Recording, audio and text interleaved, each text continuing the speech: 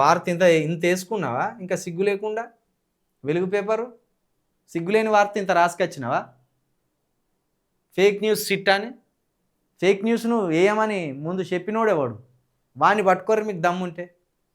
NTV ఛానల్కి, Raj news ఛానల్కి, tea news ఛానల్కి, అదేవిధంగా పేపర్లకి, అదేవిధంగా పేపర్ల ద్వారా మాలాంటి వాళ్ళు విశ్లేషణ చేయడానికి ఈ ఫేక్ న్యూస్ని ఛానళ్లకు స్ప్రెడ్ చేసిన దొంగెవడు? ఆ దొంగను పట్టుకోరు మీకు దమ్ముంటే. కొండందొవ్వి ఎలుకను పట్టినట్టుగా కాకుండా కొండందొవ్వే ప్రయత్నం చేయండి. ఆ ఫేక్ న్యూస్ సమాచారాన్ని అందించిన దొంగేవాడు. ఆ దొంగను పట్టుకోరు దమ్ముంటే. సిపి సర్జనర్ పర్యవేక్షణలో 8 మందితో ఏర్పాటట. ఖచ్చితంగా ఈ ఫేక్ న్యూస్ వెనుక ఉన్న ఆ ఫేక్ మనిషి ఎవడో కూడా పట్టుకోరు. ఈ ఫేక్ న్యూస్ స్ప్రెడ్ చేయడానికి ఈ సమాచారాన్ని ఇచ్చిన ఆ ఫేక్ న్యూస్ మనిషి ఎవడో పట్టుకోర్రి. మహిళా ఐపీఎస్ల మంత్రి ఎపిసోడ్ సహా సీఎం ఫోటోల మార్పింగ్పై సర్కార్ సీరియస్. సంతోషమే, ఖచ్చితంగా పట్టుకోవాలి. ఫేక్ న్యూస్ని స్ప్రెడ్ చేసినోడెవరో, ఫేక్ ఫోటోలను మార్పింగ్ చేసినోడెవడో ఖచ్చితంగా పట్టుకొని తప్పకుండా వారిని చట్టపరంగా శిక్షించాలని మేము కూడా కోరుకుంటాను. ముఖ్యమంత్రి గారిని దుర్భాషలు ఎవ్వరు కూడా ఆడొద్దు. కానీ ముఖ్యమంత్రి గారు ఇచ్చిన హామీలను నెరవేర్చడానికి ఖచ్చితంగా ప్రశ్నించాలి.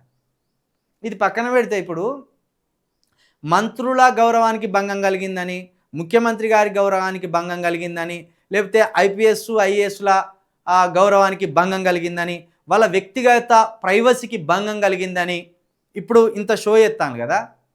ఇది ఒక ముఖ్యమంత్రి గారు మాత్రమే మనిషా, మంత్రులు మాత్రమే మనుషులా, ఐఏఎస్ ఆఫీసర్లు మాత్రమే మనుషులా?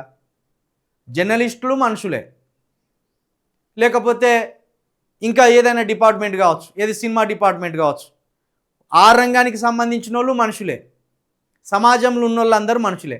మరి వ్యక్తిగత జీవితాలను సోషల్ మీడియాలో, అది కాంగ్రెస్ పార్టీకి సంబంధించిన సోషల్ మీడియాలో ప్రసారం చేస్తే అప్పుడే చర్యలు తీసుకుంటారు. వ్యక్తిగత కక్షలు పెట్టుకొని స్కెచ్చులేసి ఇతర పర్సనల్ వాళ్ళ జీవితాలను, ఇతరుల పర్సనల్ సంబంధాలను ఒక ఏదో వేరే తీరుగా అశ్లీలంగా ఇతర యూట్యూబ్ ఛానళ్లలో, ఇతరుల సామాజిక మాధ్యమాలలో పోస్ట్ చేసి పైశాచిక ఆనందం పొందుతున్న వాళ్ళ మీద కూడా చర్యలు తీసుకుంటారా? రిలేషన్లో ఉంటే ఎవరిదైనా రిలేషనే కదా.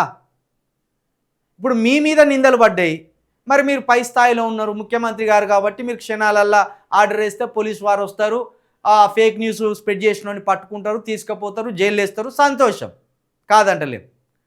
కానీ అట్లనే అన్ని రంగాలకు సంబంధించిన వ్యక్తుల మీద ఈ సోషల్ మీడియాలో దాడులు జరిగినప్పుడు, సోషల్ మీడియాలో అసభ్యమైన పోస్టులు పెట్టినప్పుడు, అశ్లీలమైన వీడియోలు పోస్ట్ చేసినప్పుడు చర్యలు తీసుకోవాలి కదా. సామాన్యుల జీవితాలు కాదా, వాళ్ళ వ్యక్తిగత జీవితాలు కదా, వాళ్ళ ప్రైవసీని దెబ్బతీసినట్టు కాదా. కాబట్టి దీని మీద కూడా మరి ఎలాంటి స్టాండ్ తీసుకుంటారో ముఖ్యమంత్రి గారు కావచ్చు, మంత్రివర్గం కావచ్చు, లేకపోతే పోలీసు వారు కావచ్చు, మీ స్టాండ్ ఎంతో చెప్పుర్రి. ఎవరో ఇద్దరు వ్యక్తులు సంబంధాన్ని కలిగి ఉంటారు, ఆ సంబంధం కొంత డిస్టర్బ్ అవుతుంది. ఆ సంబంధం డిస్టర్బ్ అయినప్పుడు వాళ్ళిద్దరు వ్యక్తిగత జీవితాన్ని తీసుకొచ్చి సోషల్ మీడియాలో పోస్ట్ చేసే అర్హత, అధికారం ఎవరికైనా ఉన్నదా? మరి దాని మీద కూడా చర్యలు తీసుకోవాలి.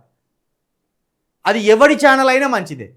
వ్యక్తిగత జీవితాలను తీసుకొచ్చి నిజంగానే ఒక అమ్మాయిని హింసించిండు అంటే ఆ హింసించిన దాన్ని తీసుకొచ్చి పోలీస్ స్టేషన్లో ఫిర్యాదు పెట్టి చట్టపరంగా చర్యలు తీసుకుంటే వేరు.